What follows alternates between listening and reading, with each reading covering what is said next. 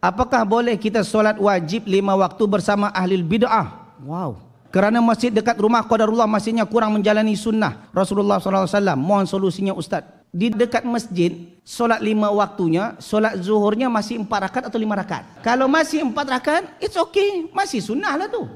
Kalau subuhnya 2 rakaat, masih sunnah. Kalau subuhnya 3 rakaat, itu baru bid'ah. Atau jadi 1 rakaat, itu baru bid'ah. Ustaz, tapi nanti ada zikir-zikir berjemaah selepas solat, ada ini itu. Jemaah dikasih oleh Allah, itu kan selepas solat, bukan di masa solat. Solat itu bermula takbiratul ihram sampai salam. Itulah yang wajib ikut imam. Selepas tu kita dah terpisah. Selepas tu up to you, tak ada masalah. Kalau kita nak cari masjid yang jauh-jauh, kalau lagat sila. Tapi kalau tak lagat, jangan pula hanya kerana ini malas solat berjemaah di masjid lalu solat dalam rumah. Kita jauh lebih teruk daripada solat di masjid.